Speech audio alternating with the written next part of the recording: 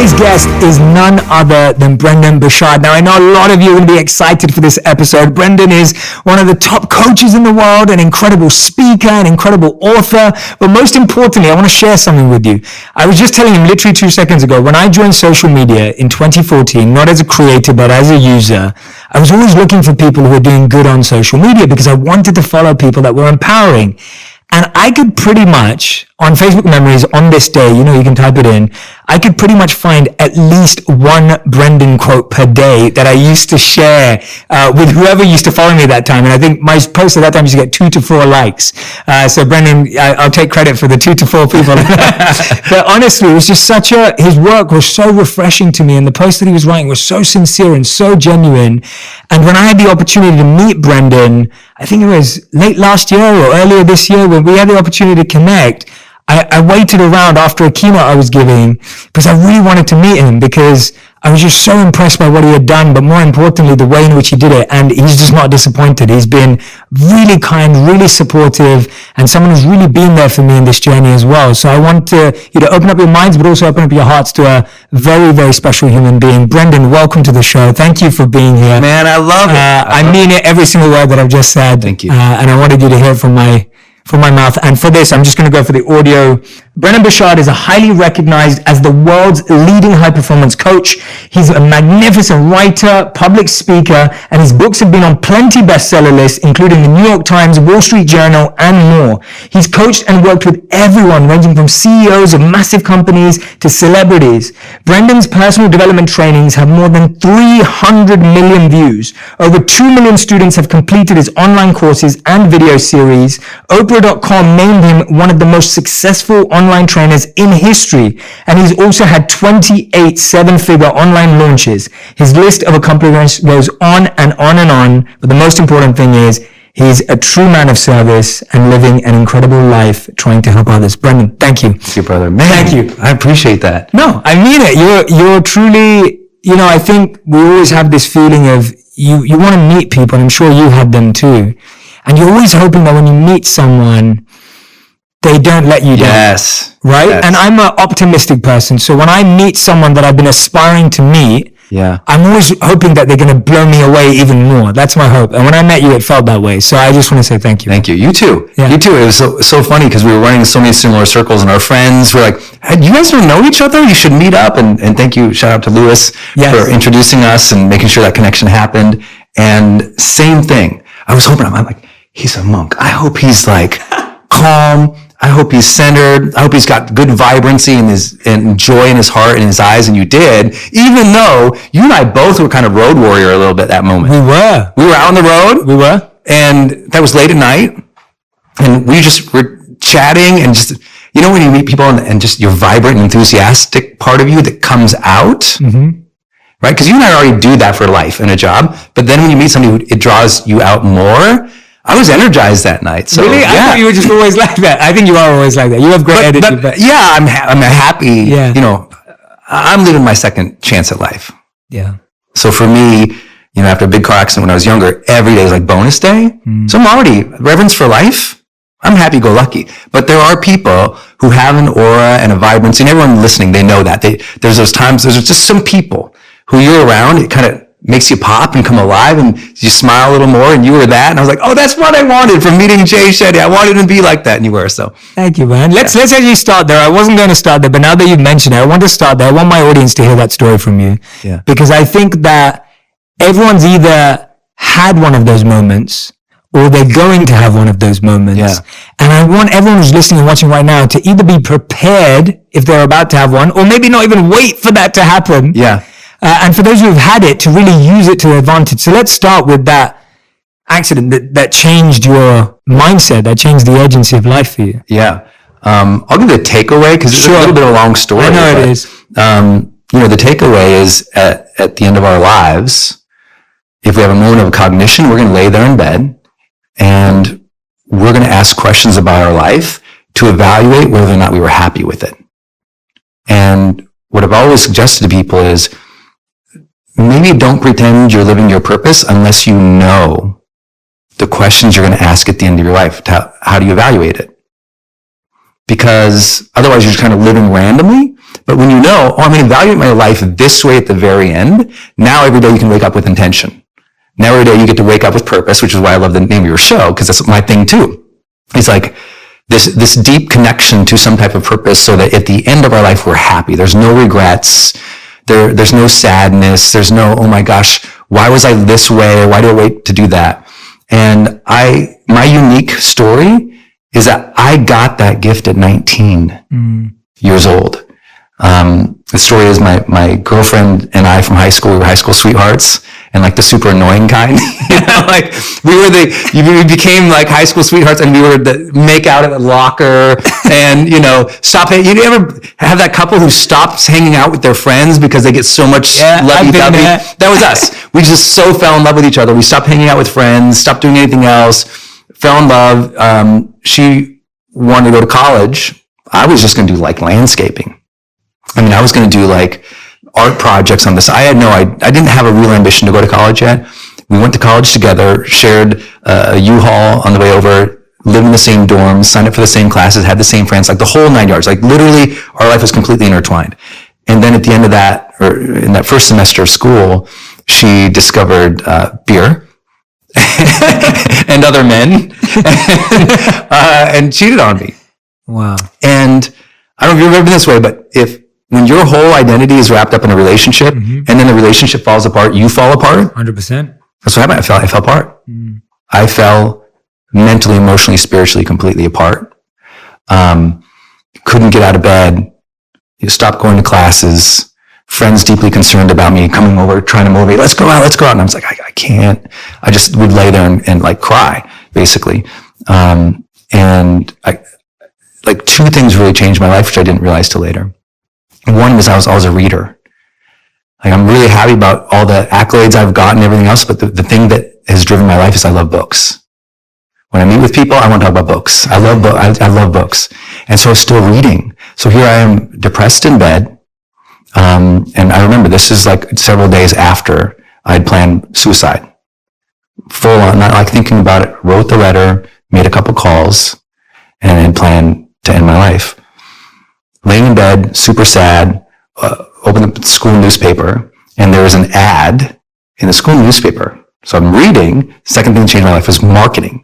Here's this ad, full page ad, white sandy beach, turquoise water, blue sky, green palm tree, and across the top, like the best headline ever for a young man in pain. The headline across the top said, "Escape."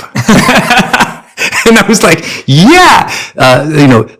summertime job, students needed, Dominican Republic.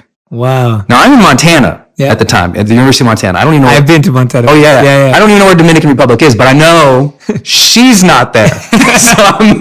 So take the job. We basically become glorified tour guides for an entrepreneur who works down there who we knew. And my friend Kevin and I, we hop in the car one night and we go to return where we were staying. And we're going down the shore at 85 miles an hour and Kevin is driving. And we came upon the corner that, here in the US, especially LA, would, U-turn shaped yellow sign, slow down 15 miles an hour, but developing country, new road, no sign. So we go around the corner and Kevin immediately grabs the whip and hold on, and he cranks it.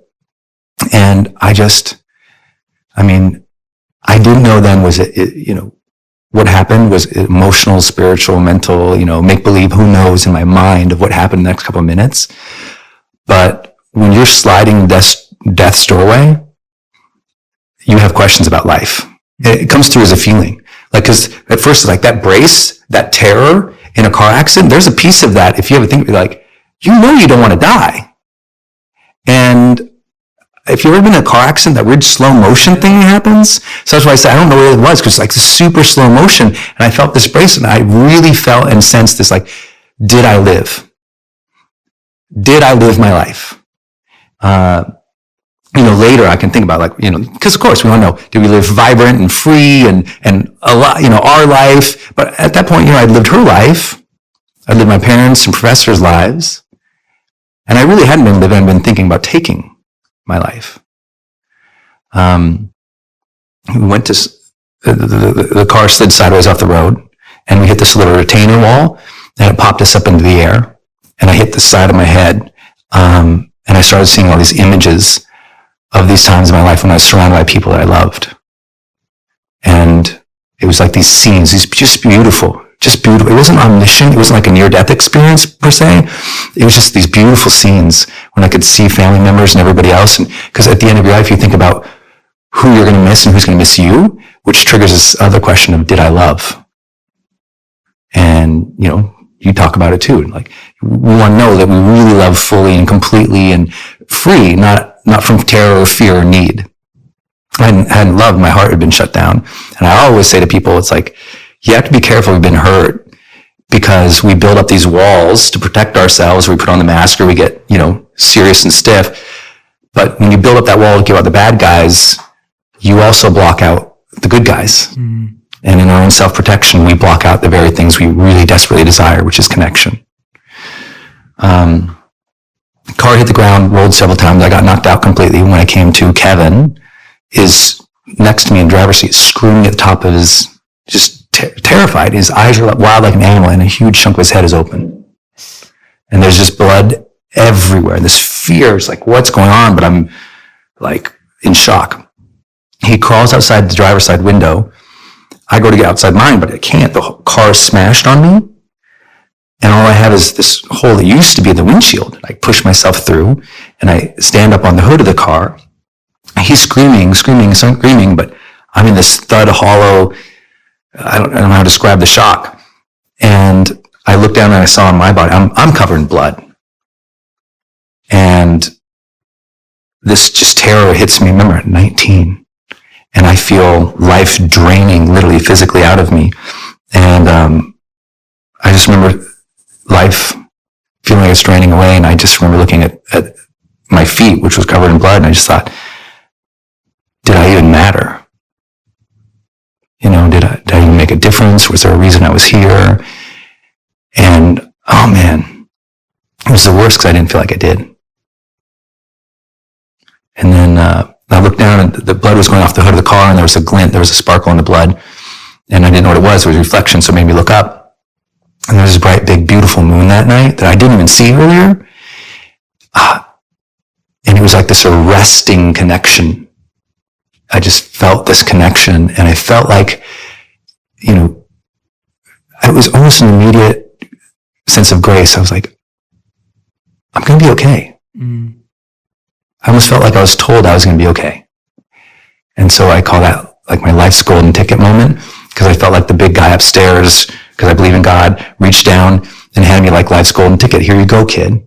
You're still alive. You can still love. You can still matter. But now, the clock is ticking. You lucky young man, you're still alive. And my whole life, I was just like, in that moment, I remember literally looking up at this moon, and I didn't know what the feelings were at the time, because I've had a lot of time to think about this, obviously, 23 years ago. And I just remember thinking, I will earn this. And I felt that next breath is like, I'm going to be okay. Kevin and I don't mean to ruin the story for everybody, but I survived. It's like, I'm okay. I'm alive. Kevin survived. Lots of cuts, bruised and broken bones, terrified kids.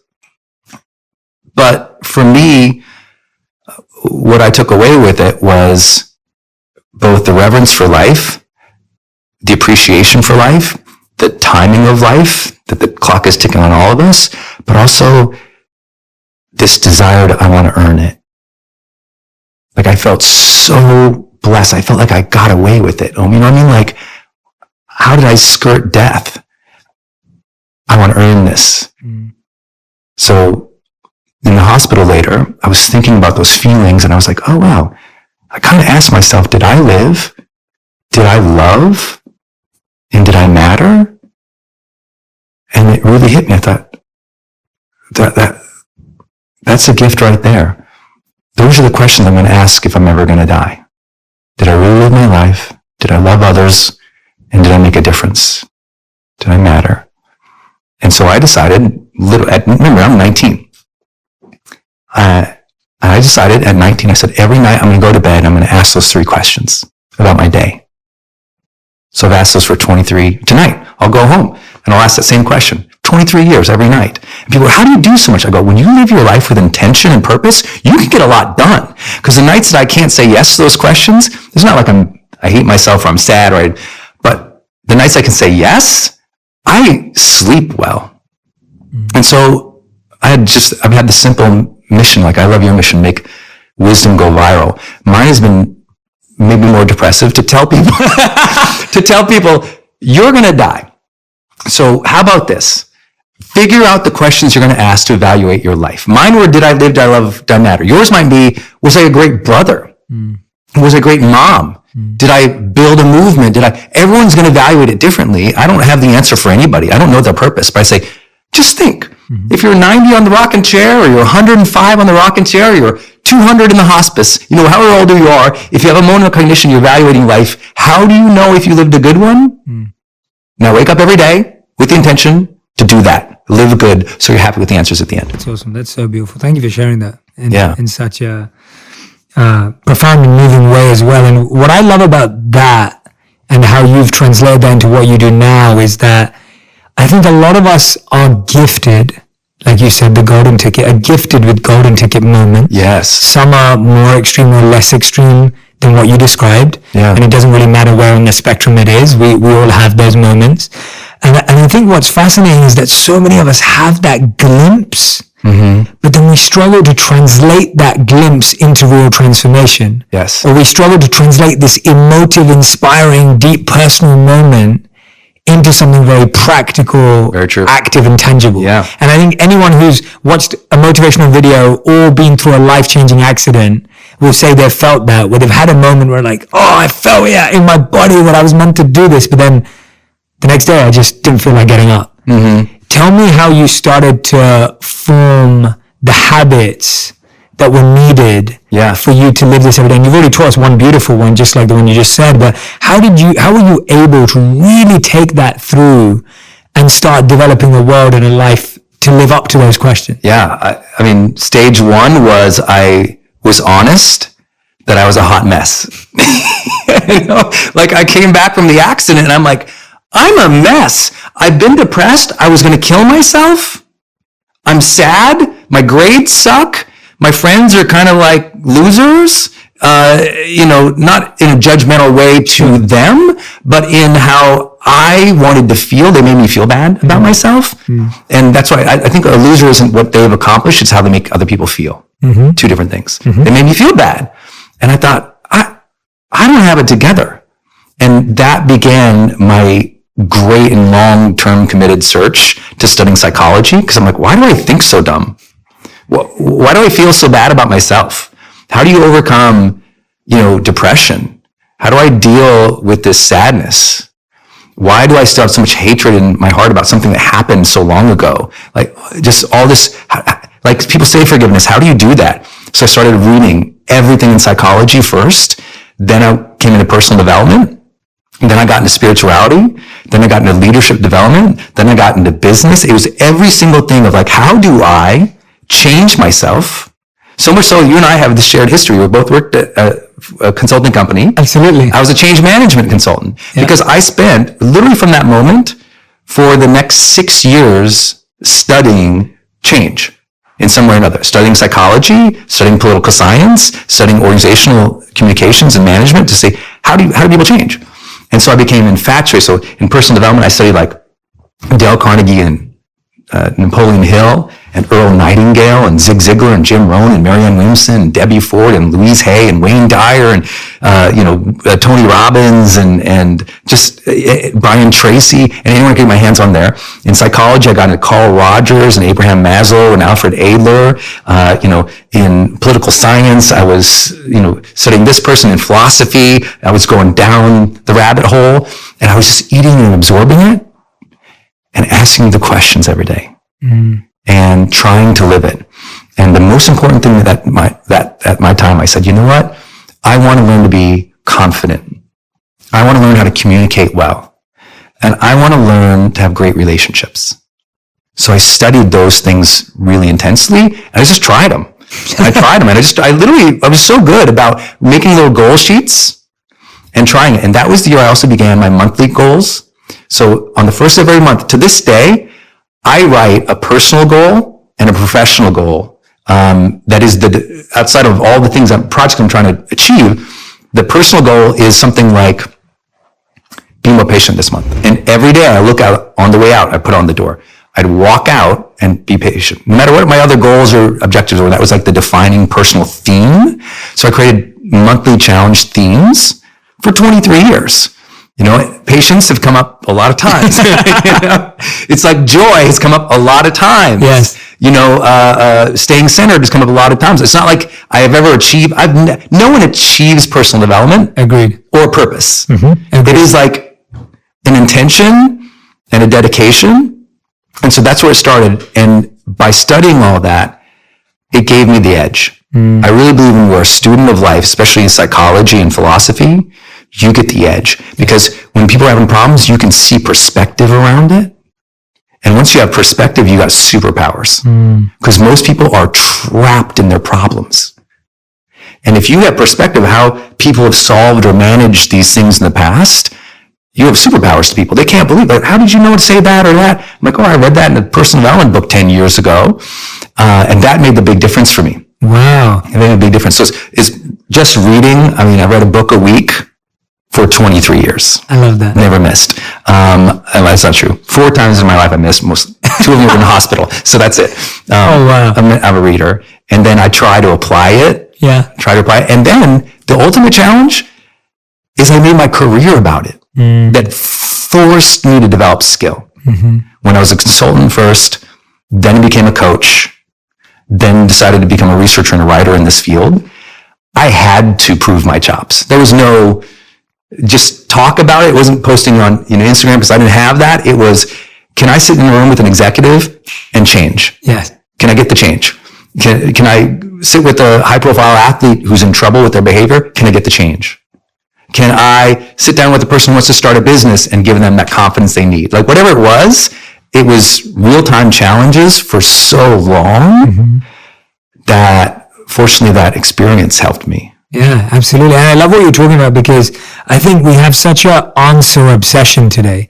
Like we're all looking for the answers. We're all trying to find the answers. Yeah. And actually what you're saying is the emphasis should be on the questions. Yeah. Finding the right questions to ask. That's it. And then finding where to find the answers to those questions, which led you into psychology and led you into political science and led you into philosophy and led you to all these places. Yes. Because you were asking the right questions. Yeah. And I think there's such an answer obsession today we want the answer. We want to know how this works and why it works.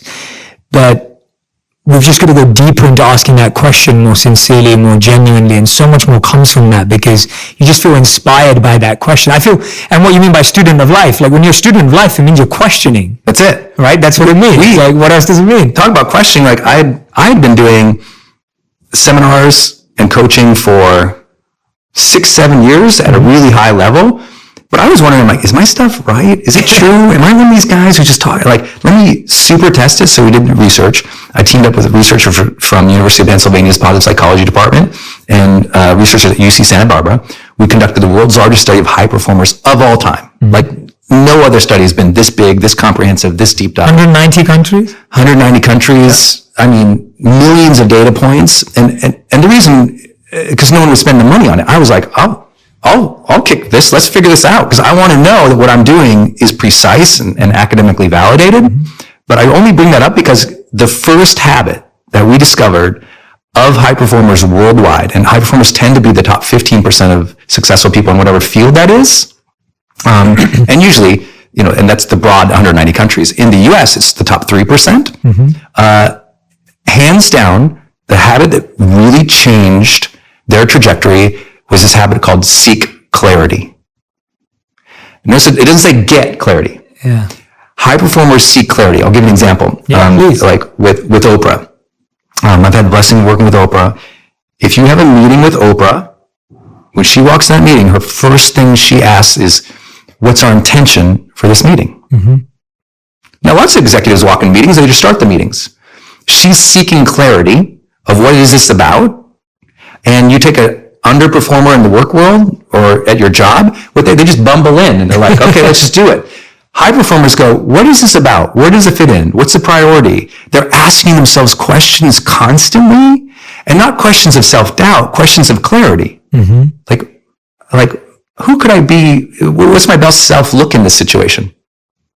That's a question high performers ask. They want to know, how can I be of most service in this situation? A lot of people just go through the motions. High performers see clarity. They ask the questions, and because they get clarity and seek clarity throughout the process, they get ahead faster. Because a lot of people and they're good, but a lot of people are just blunt force workers. They'll just go and do it. And they'll just apply force and will and hope and fire and hours at something.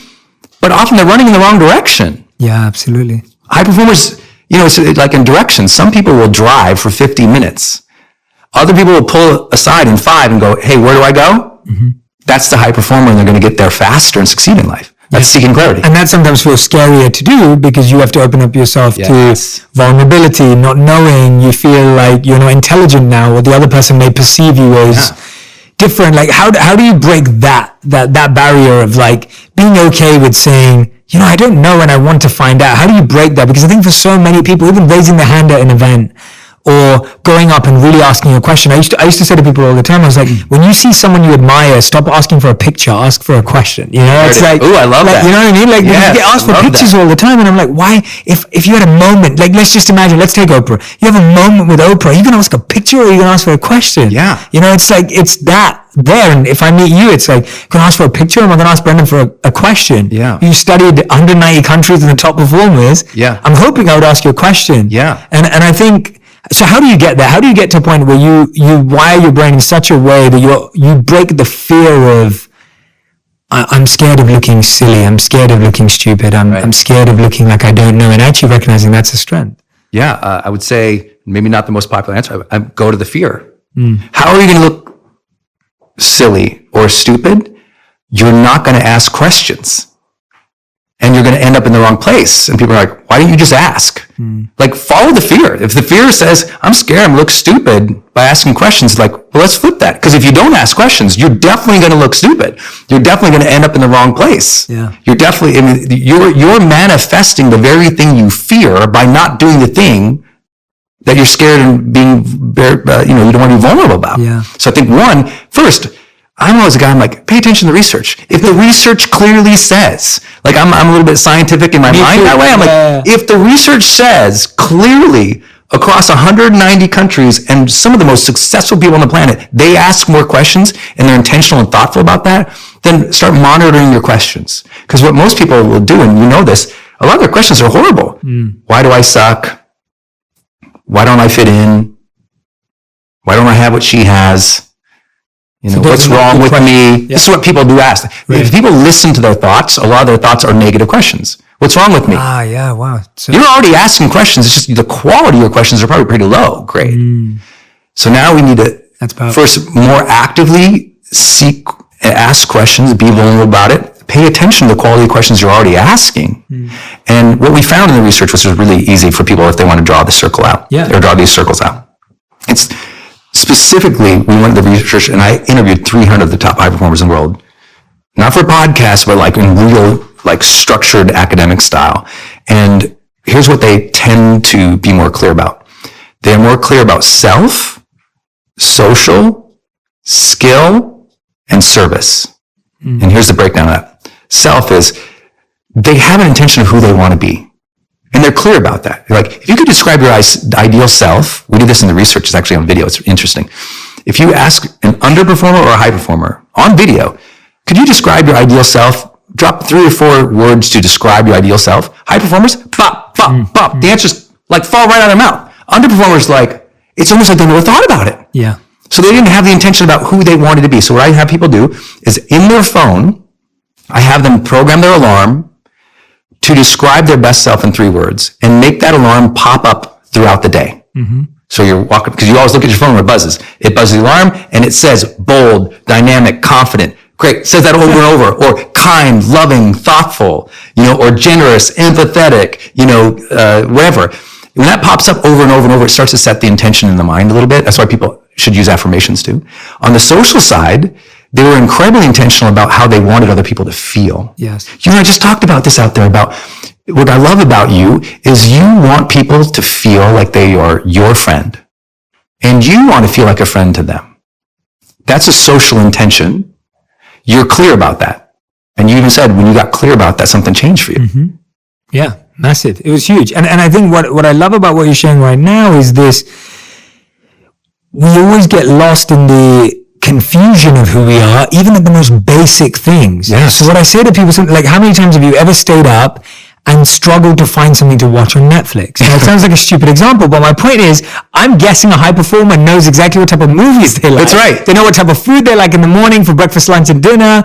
And when you ask people, they'll say, oh, no, but I like being spontaneous. And often I think that's answer means I don't know, or I don't really think about these things. Yes. And so if you ask high performers, what kind of movies do you like? They'll be able to say, these are my favorite movies. Yeah. I found that when I could have more self-awareness about what movies I like, I had more self-awareness about how I wanted to be in social situations. Yes.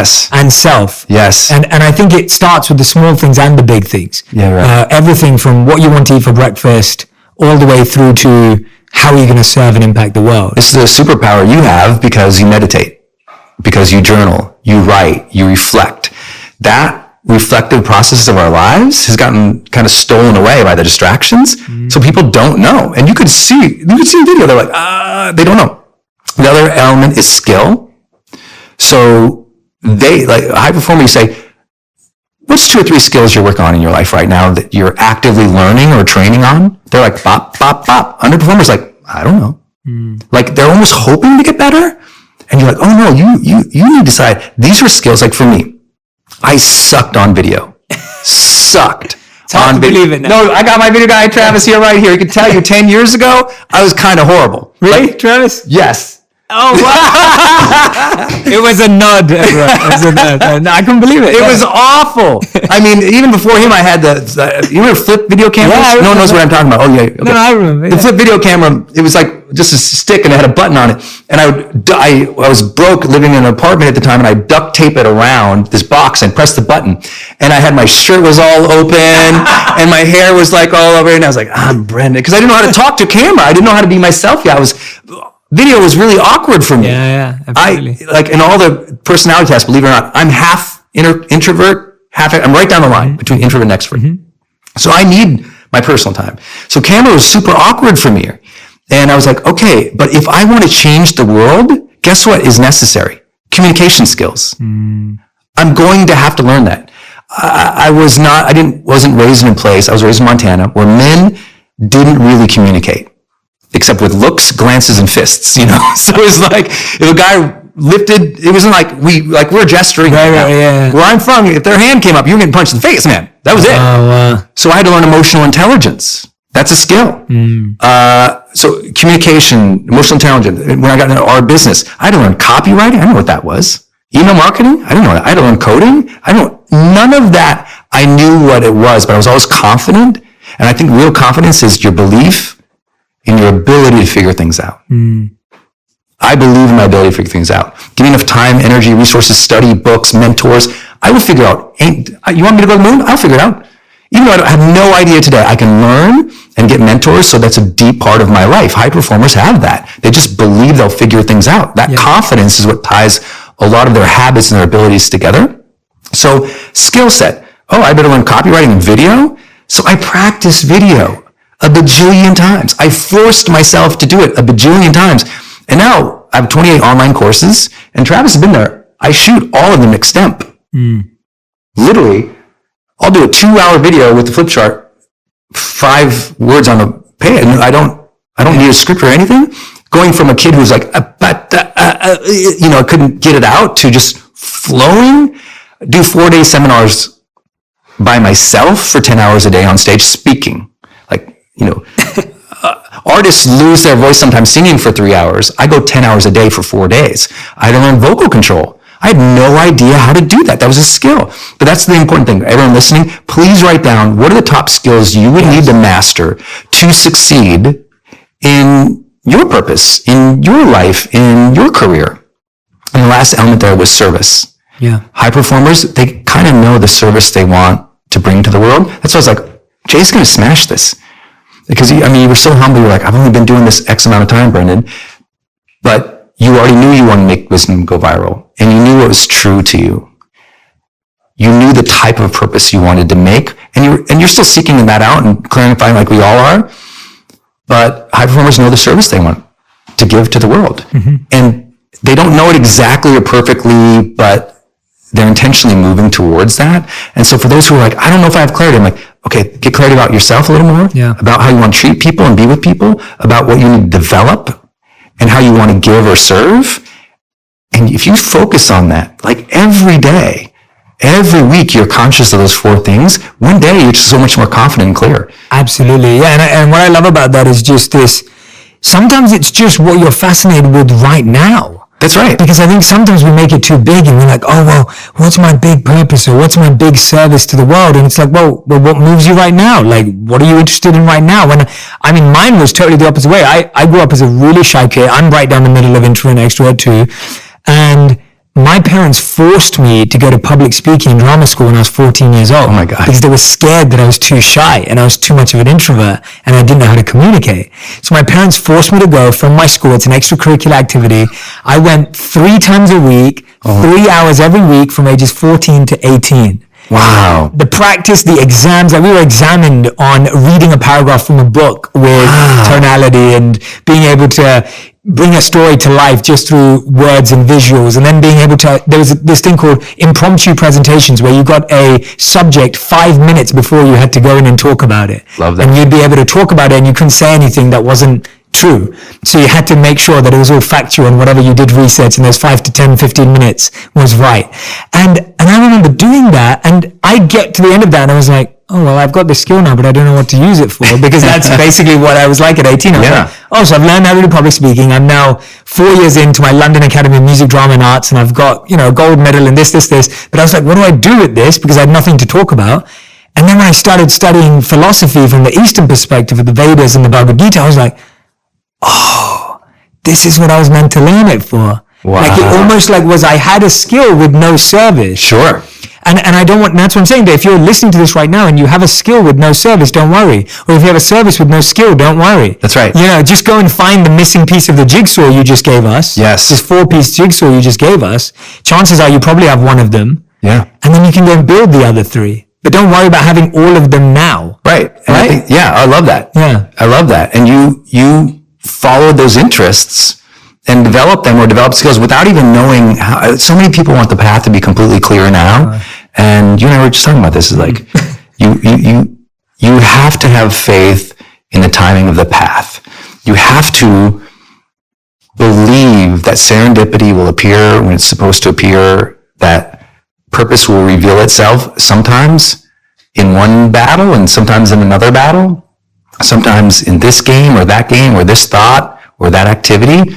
And, I think people stress way too much about getting clarity. And that's why I love the phrase seeking clarity, which came from research. They're actively seeking. It's not like a 60-year-old high performer has everything figured out more than a 30-year-old high performer. By definition, what's making them high performers, they're both still seeking to dial it in. Like you and I are going to be dialing it in our whole lives. Sometimes it'll be a shift. Sometimes it'll be a total break. But that doesn't stop for anybody. No. Just doesn't. Yeah, I love that. I love that differentiation between getting and seeking clarity. The other thing that fascinates me that you've written about high performers is this strive for perfection, where high performers can often be hard on themselves. Yes. And I'd love to hear your perspective on this. It's this difference between the pressure that we place on ourselves versus complacency. Yeah. Because I think right now we're hearing a bit of both out there on social media and everywhere, and a lot of people are confused. It's like, do I really go hard on myself, and am I really disciplined, and am I really harsh to myself, or actually do I just let it go and just let it flow and let it happen? And I want to hear what your research on the high performers said when it came to perfection versus progress. Yeah, there's no question they're more into progress than perfection. There's no question. There's like zero question that they are working on the things that move the needle in their life. So they're focused on the things that matter most. So they're good at wheeling out distractions. But what I always tell people is, like, if you think you're a perfectionist, you're probably lying. And the reason that is, and that people hate when I say that, but if you look it up in the book, in the dictionary, it's like perfection. Like if you actually look up perfection or to perfect, it comes from that word to perfect. To perfect does not mean it's done. to perfect means two things happen in that connotation of to perfect. First, it has to be an iteration or a start, or it has to be done in first draft. To perfect it means take it from being done, being released, being out there, being, where you feel like it's a start, and then to perfect it, to keep working on it, to keep iterating on it. And what perfectionists always say, here's what they really say. Well, I haven't started yet because I'm a perfectionist and I'm only going to do it if I can get it completely right. No, you're lying. There's a difference between perfecting and being fearful. Yes. And what most perfectionists are is they're scared. They're scared to start and scared not to get it right.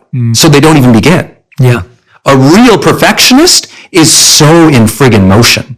They're perfecting, they're beating it up, they're iterating, they're dialing it in, and they're active at it. To perfect requires an active improvement. And most people who say they're perfectionists are actually dead stop fear. Yeah. And so I'm just be clear about where you're at. Yeah, absolutely. No, I think that's great advice. I love that advice because I've always had a rule since I started that all my videos are 70% complete.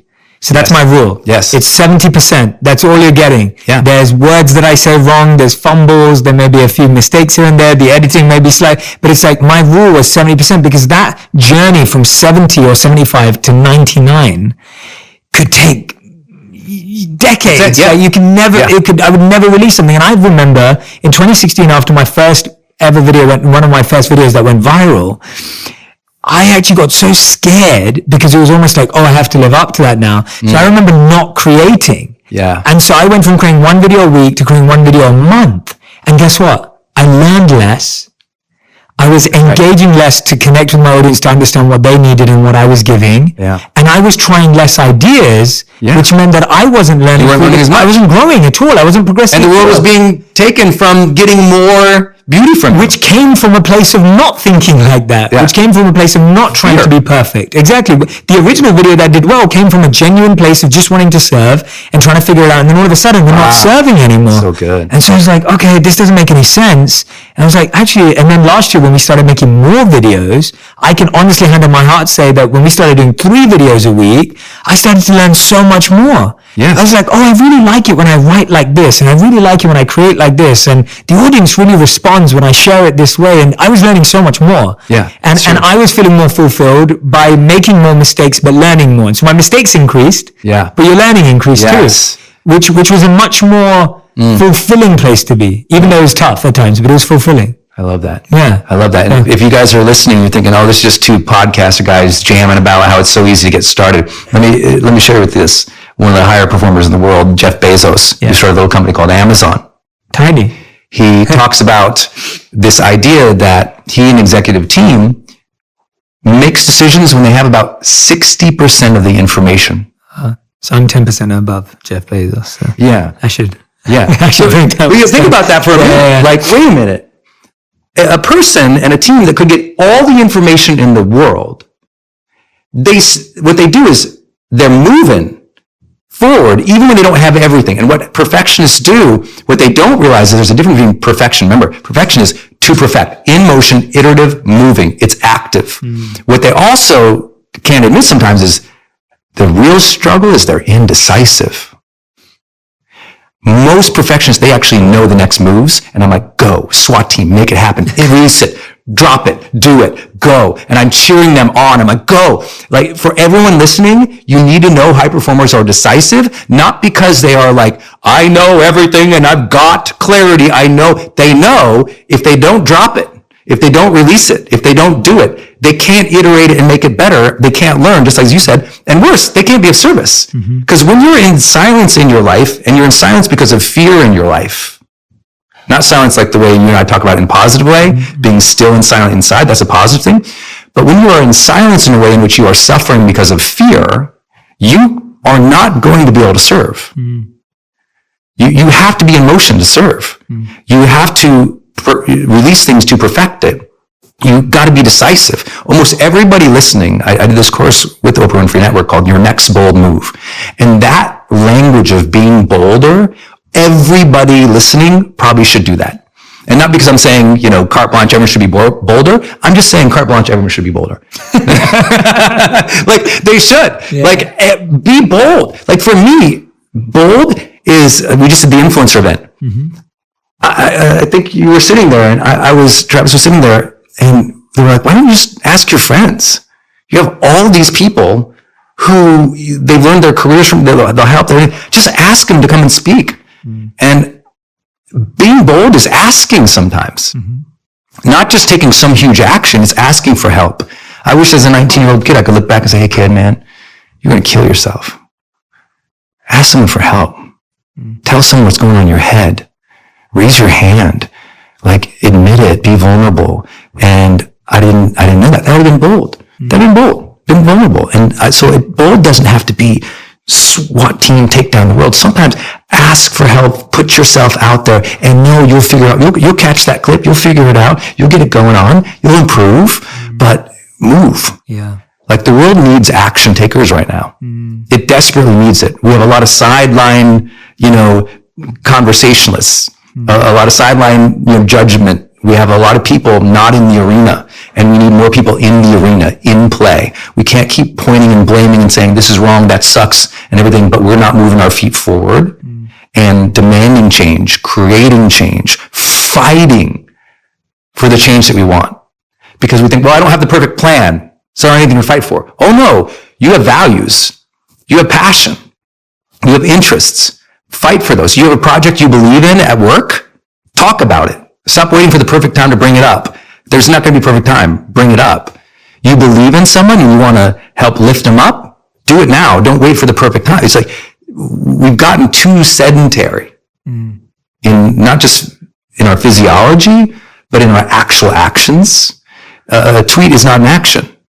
Like you got to move. You got to make things happen. And I think that's what high performers really inspired in me. Because if it sounds at all like I'm being preachy, I'm literally just sharing what I learned from these high performers. Because the truth is, they were more bold than me. Doing the research, I was like, oh, okay, I got up. They were more clear than me. They were more energized than me. They were more productive. Everyone thinks, well, Brendon's got it all figured out or whatever. I'm like, no, I'm a student and I'm just reporting what I heard from the field, y'all. And I want you to take some of this stuff in. They had habits that allowed them to succeed beyond normal people. But here's what's beautiful about high performance, and this is really important. There's success, but in the way we measured high performance means you succeed beyond standard norms over the long term while maintaining well-being and positive relationships. That's the hardest part. That's the hardest part. That's why I love your podcast. Because so much of what you come back to is relationships. Mm-hmm. But high performers don't burn out relationships. Mm-hmm. They don't take people for granted. In fact, it's like Booker T. Washington taught us. There's two ways to exert strength. One is pushing down. The other is pulling up. And high performers, they're the pulling up kind. Mm-hmm. That's why high performers also don't report being lonely at the top. Mm-hmm. One of my mentors, Brian Tracy, said, if you're lonely at the top, you did it wrong. But high performers, because you're lifting people up, it's almost like you have a chorus of people, right? You got a tribe. You lifted people up along. You were generous with people as you rose.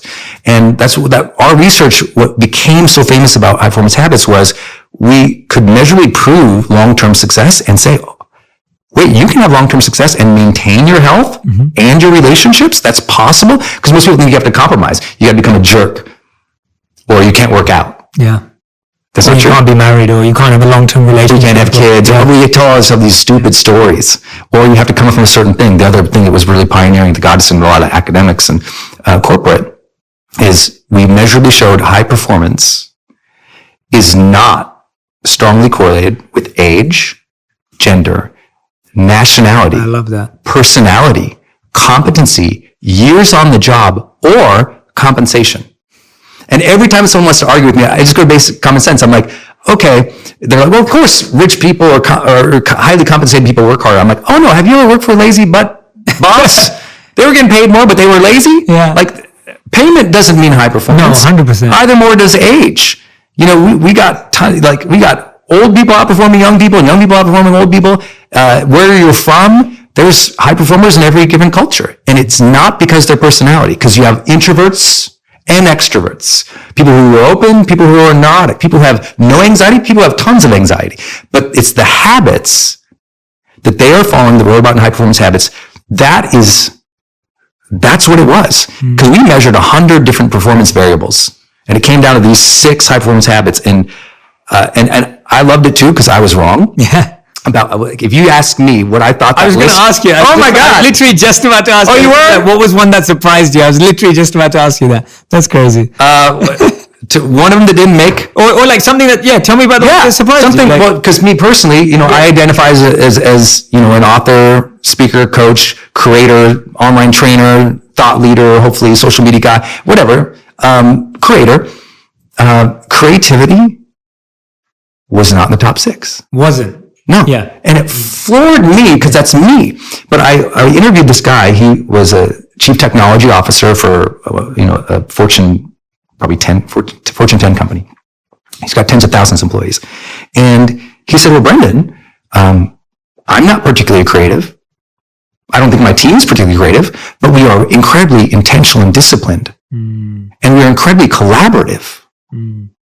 And those things, which for him was his style of productivity, made him a high performer, even though they really weren't that creative. But so for those who don't feel like that's really important, because in this modern social media world, if you don't identify as a creative person, which a lot of people do not, they don't feel like they have that gift, even though they do.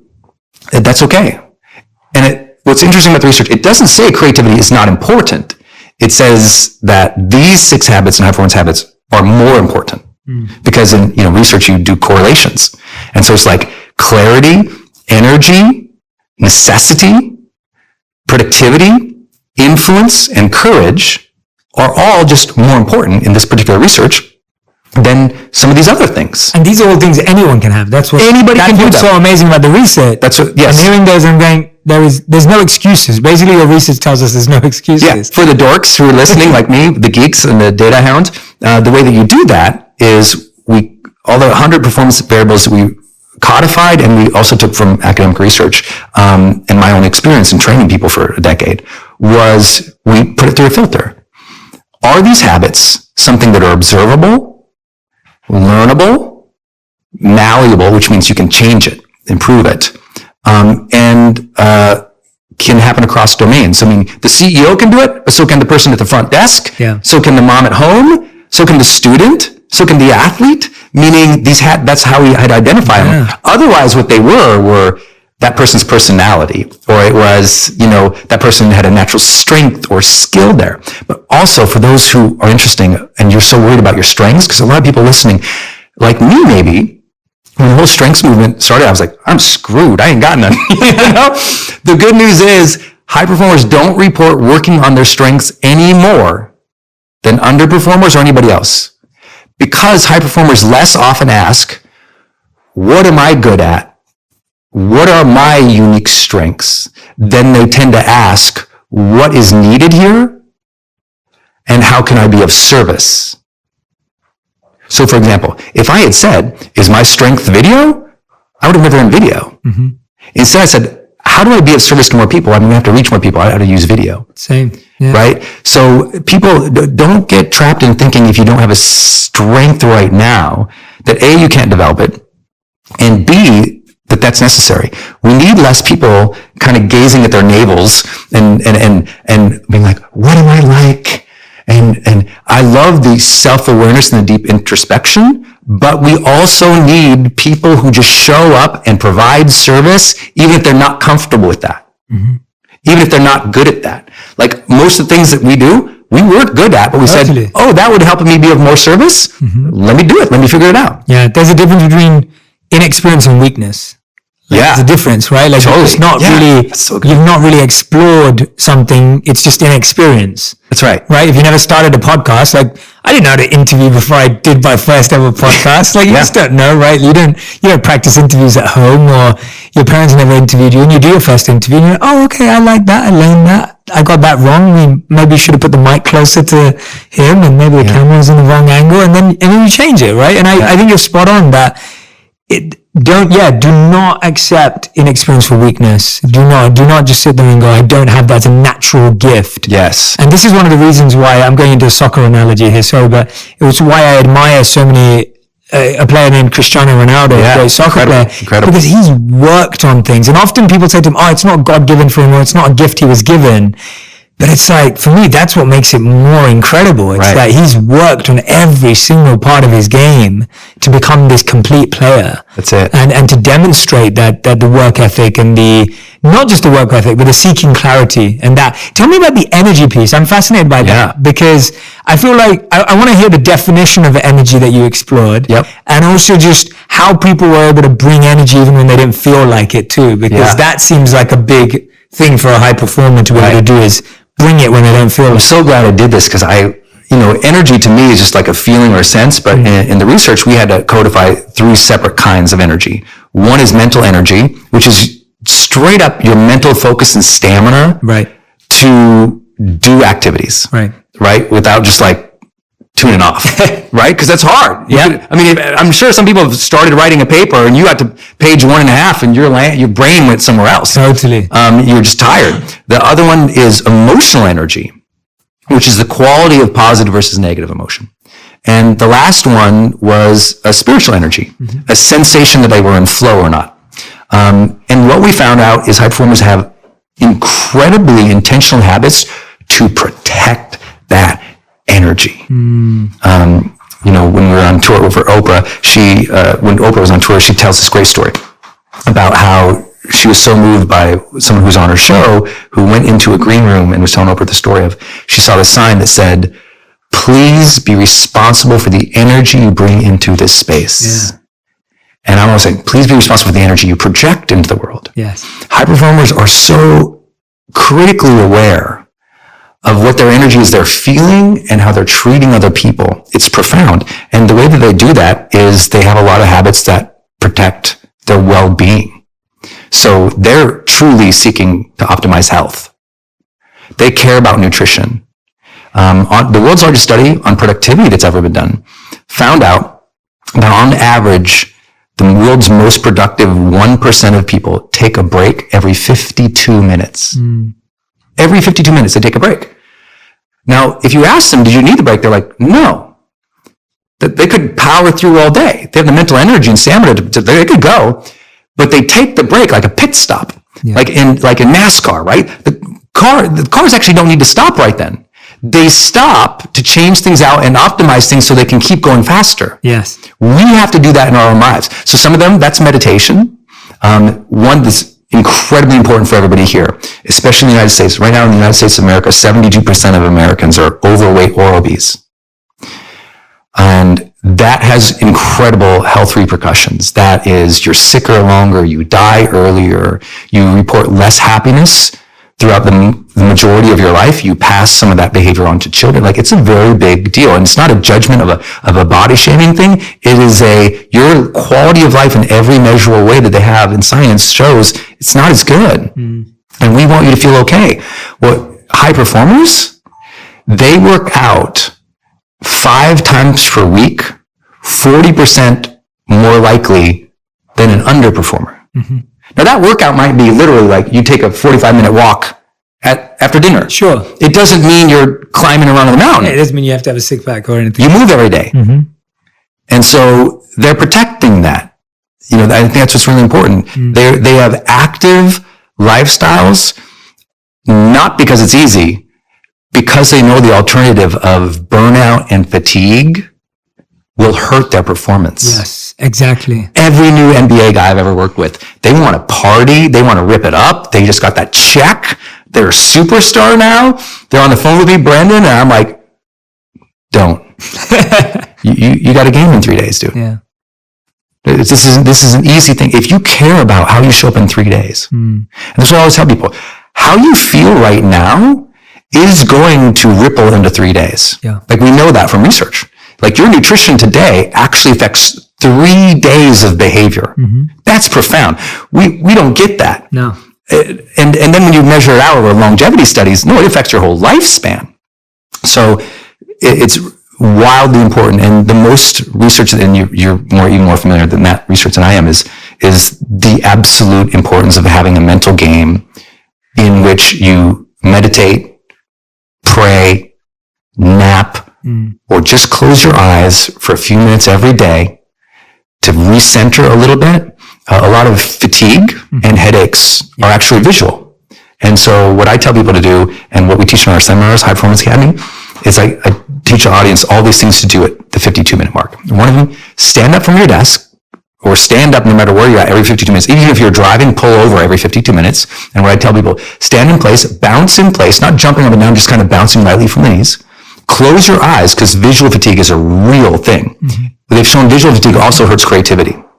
So close your eyes, bounce, and take 10 deep breaths. In through the nose is one, out the mouth, 10 times, while bouncing in place. The bounce is moving the lymph around your body, circulating the blood, refreshing your brain. Most brain fatigue is also tied to blood flow. So we just got to move. 100%. Dancing in place. Breath is tied to all chi, all energy, all life force. Closing the eyes lets the brain literally reset. It's profound. That's why meditators don't do it with their eyes open. Like it's like there's a whole other level that happens. And I mean, you're way more familiar with the research. No, it's beautiful. It is, what I'm telling people is it is necessary. Yes. If meditation is your thing, pray. Pray ain't your thing. Close your eyes. Close your eyes ain't thing. Take the afternoon nap. Yeah. Because why in the blue zones, they tend to take a nap after lunch. They live longer. That is a reset. Tension in my mind, release the tension in my body. And then when I sit back down, I go, what's my intention? And what is the absolute best use of my time by the end of the day? Reset. Go back to work. I do that every hour. It's why I'm so annoyingly productive. It's like, I love that. We should do it right now. If you want to do it? Yeah, let's do it. You need some water? So first, we just start with a reset, this is what I mean by bouncing. Yeah. We're just going to do this. We're going to sway our arms forward and back, close our eyes, 10 deep breaths. Go.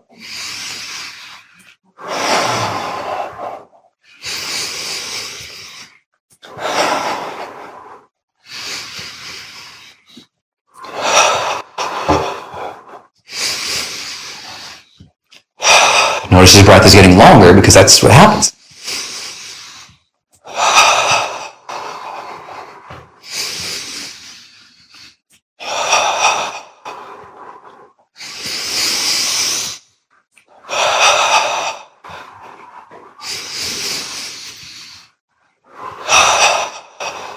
One more. Okay, now just shake it out. Right. That's just the breathing. I love it. Already you're coming back. Great. Yeah, right? Now we're going to do Qigong, which is a cupping activity, they call it, cupping for casual. And all we're going to do is we're going to activate the meridians of our body. For those who don't believe in the meridians of your body, all science shows that there's nerve endings on your skin, right? So if you don't believe in, this is chi, then you believe in nerves. And we're just going to open up our body. It's like, if you tap your arm, you feel that energy. 100%. Right? And we're going to do this for our whole body. Amazing. Okay, so Qigong. Yeah. So we're going to start with our fingertips. So cupping means you take positive intent and energy. A lot of the masters will teach, like, put a color, like blue or green or a vibrant color for you here. And we're going to cup. What it means is we're going to lightly tap, and we're going to go from here all the way up. Okay? And then what we're going to do, we're going to do here, then we're going to do here. We'll do here, we'll do here, and then we're just going to do one right here, which is a huge meridian in the back, right here. Everyone's got lower back pain. Yep. So we're just going to start here, like this. And the intention is take a nice deep breath in, nice deep breath out. This is where everyone outside your studio is going, what are they doing? Like, Burchard shows up, like, what's happening? So we do this. I do this every 50 minutes in a plane. I love it. You release your shoulder, release all the tension in your shoulder, and really strong. Okay, now from your waist, we're going to move up. You're just moving up 1 inch at a time. Take a nice deep breath in, right when you get below your armpit.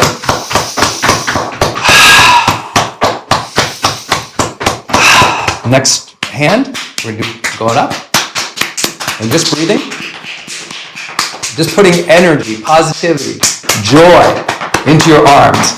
Most people have really strong, so drop your shoulder. Most people carry so much tension in their shoulders, this releases the tension in their shoulder. Right here, Now we're going to bend slightly at the waist, and right on your lower back. You're going to take 5 breaths here.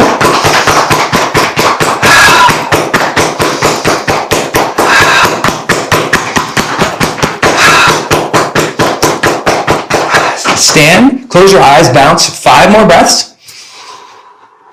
Sway your arms.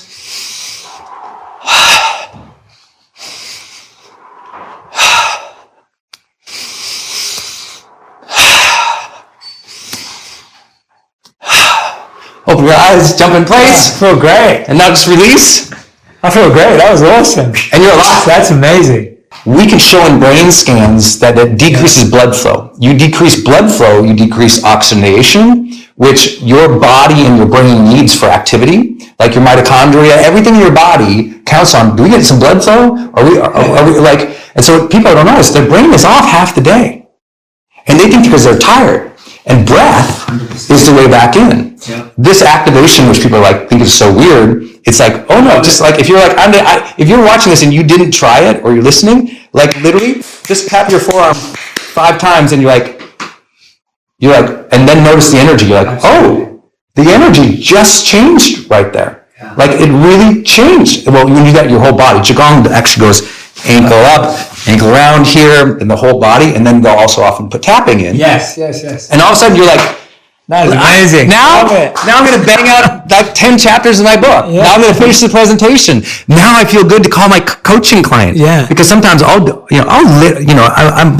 extremely lucky to coach some of the top performers in the world in athletics and business. Right before I came over here, I had the blessing of coaching a billionaire, literally on the way over this meeting this morning. And what I have found is if you want to be a high performer, you got to learn to turn yourself on. Right? Don't take that weird, but no. How do you turn your brain on? How do you turn your spirit on? How do you turn your heart on? Like you've had that too, where you all of a sudden you got to sit down. You had a long day. We both had long days before we did this. If you can't turn your heart, your mind, your spirit, your body on, there is no chance for you to sustain long-term performance. 100%. I love that. That was amazing. Is that cool? I love that. That was awesome. No, the reason why I love it so much is because what you just said about turning yourself on, so it's like when you're living so for me it was, when I spent my time as a monk, I focused so much on the mind and we really pushed our bodies to extreme lengths. And then when I came back and I was having to live in this body, I was like, I want to serve, and that's why I want to take care of my body and mind. Yes. Right? Like that became the intention. I was like, I'm going to have incredible habits for what I eat and how much I work out and what I do with my body because I want to serve for the rest of my life. There it is. I don't want to die early because I was neglectful. I don't want to die early because I was neglectful and not caring and complacent because I felt I was still 22 when you still feel all of this you can have the pizza and the beer. Yeah. And so the soul is motivated by service. Like the soul gets energy from service, but the body needs activity like this, movement. Yep. To feel energized. Right? Every measurable outcome in your life improves with more quality of exercise. Yeah. And I always tell people, even at a spiritual level, I ask.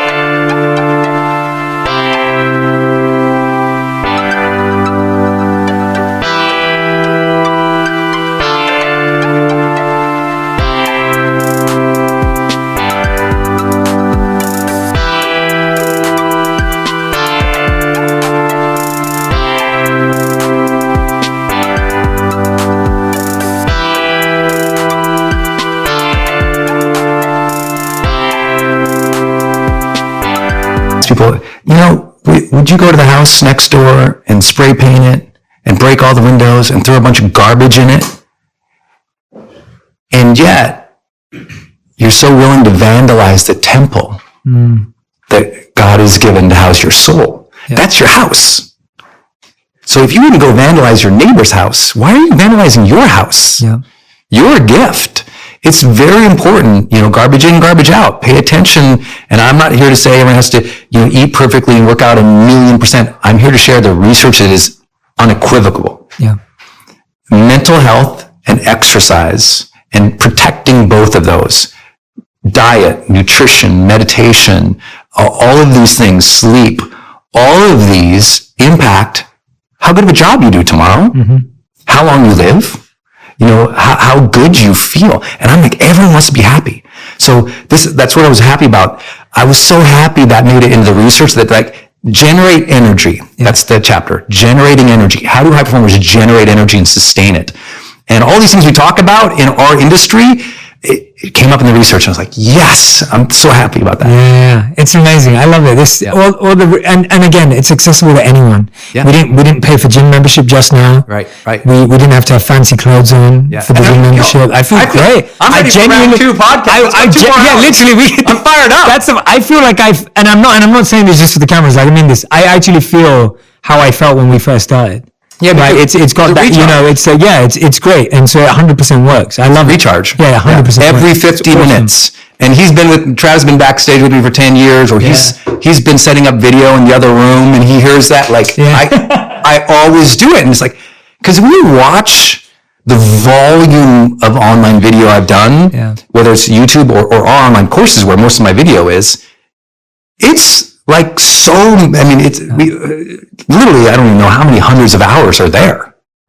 And he's never seen me in the middle of the video, because of these practices. It wasn't natural to me. Because Netflix and chill, let's go, brother. I can chill like the best of them. I got no problem. But I want to make an impact. I want to help people. You know what the worst thing is when you're trying to help someone and your mind is kind of blinking out? Yeah. Because you didn't take care of yourself. You didn't eat good. Yeah. You didn't care about your sleep. I work with athletes, high performers, business people who they regret those moments in those days where they allowed themselves to burn out, or they didn't care for themselves, because it shows up on the scoreboard. It shows up in your bank account, but mostly it shows up in how you treat people. I always tell people, if you won't take care of yourself for yourself, take care of yourself so you're less rude to other people. Yeah. Because guess what? When you're tired, science shows you're more irritable. You're more short, and you're faster to conflict. Tolerance is low. Right? 100%. And so it's like, if you want to take care of yourself for yourself, do it for the poor people around you who probably get some of that irritability. I love it. Brendon, you're amazing. This was so much fun. Honestly, this has been so much fun. Yeah, this is great. And I'm glad you had us do that activity. I wanted to. Me too. I want people I feel better. Yeah, I feel better, but also I want everyone listening, watching to know that, you can pick up such simple, beautiful tips and insights just by watching. Now you can play that part of the video over again and again and again. Yeah. We'll turn it into a little Instagram video, that'll be fun. But it's just such an easy thing that anyone can pick up and literally refocus, get back in the zone. And like you said, it's like when you want to serve, you want to be at your best. You don't want to be at your worst and you're trying to push yourself. And I genuinely hear this from so many people who I know are genuinely trying to give their best and serve. Yeah. But they feel drained at the end of the day. Yes. Because they're just giving and outpouring and serving and loving and caring and supporting, and they're just going for it. And at the end of the day, and I've been in that place before, where you just feel drained. Yes. And I started to realize I didn't want to feel that way anymore, because that wasn't the badge of honor of service. No. That wasn't the badge of honor that I've really given today. And if you believe in associations, if you drain yourself every day in service, which a lot of people do, at the end of the day, you're burned out and you're tired. At some point, your body and your brain, your spirit and your soul, you don't mean to, starts associating your purpose with that feeling. Wow. Whoa. And one day you go, maybe your psychology goes, maybe the purpose is wrong. And it forgets, no, it's the behavior that's leading to a feeling doesn't feel good, but your brain doesn't know sometimes, and it puts them together. And now you question your purpose when really you're tired. Yeah. And so let's do that. Yes, and now you do math. Okay? Because we've all done that. Everyone listening has done that brunt force, because the human body is unbelievable. We can go years of burnout. It's unbelievable. Other animals would not put up with this nonsense, but we convince ourselves that it's okay. No other animal does that. Well, salmon. Salmon do it. They swim till they die. Okay, I'm sorry. Some animals do. But humans, we're super unique that we psych ourselves into this. But here's the issue. A, you will probably burn out your service because you won't feel good about it. But think about high performers. They go so much longer providing great service. But here's the trick. If you do the math on what I talked about, break every hour, take an 8-hour workday. High performers, they're not smarter than you. They're not better than you. They aren't more lucky than you. It's not their age, their nationality, but one of the things they did during an 8-hour workday, they took 8 more breaks than you did. They took 8 more breaks than you did today. That's why tomorrow they show up more clear. That's why next week, when you're in the meeting and it's time to brainstorm and you're fried, you come up with nothing, it's that gal up on the whiteboard who wrote down 20 ideas because she's still fresh. That's not because her disposition. She's probably a high performer who took more breaks than you. We think breaking and pausing and refreshing is failure. Sharpening, yeah. It's the only, I would love that sharpening. I've never used that. I love that sharpening. It is sharpening. It is the NASCAR at the pit stop to make it go faster, to make it win the race. And so it's so funny when you say high performance, everyone goes, well, they just out hustle. Actually, I'm like, oh no, they actually seek harmony more than everybody else. They look for that. They're trying to optimize their time, their harmony, to manage their energy so they can perform longer. I want to do this until I'm dead. Yeah, me too. I'm one of those guys. Like, I found my purpose. Me too. I want to help people live, love, and matter. To get there, they got to achieve their goals faster. They got to use their voice. They got to help other people. They got to live an authentic, vibrant life. And that's what I want to help people do. I'll do that till I'm done. I'll do it till I'm done. So I got to manage myself. Yeah. I do those 4-day seminars by myself on stage for 10 hours. I was like, how? They just think, well, Brendon's an Energizer Bunny. If you saw me backstage, I'm doing that Qigong. Yeah. I'm protein shaking it. I'm stretching it out every night. I'm doing the ice baths. Yes. I'm changing my behavior from heavy lifting to more cardio to get the lung capacity 2 weeks in advance.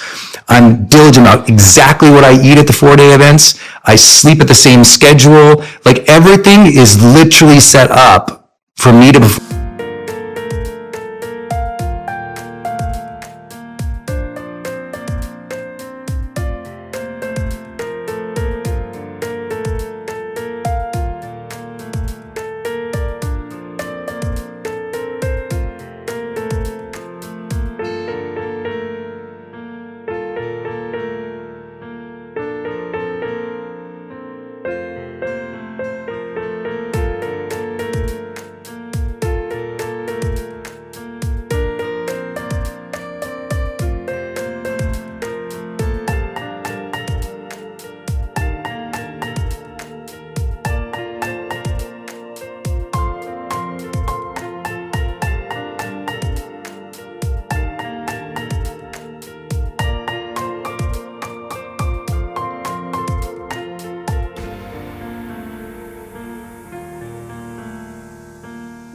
10 hours a day on stage for 4 days by myself.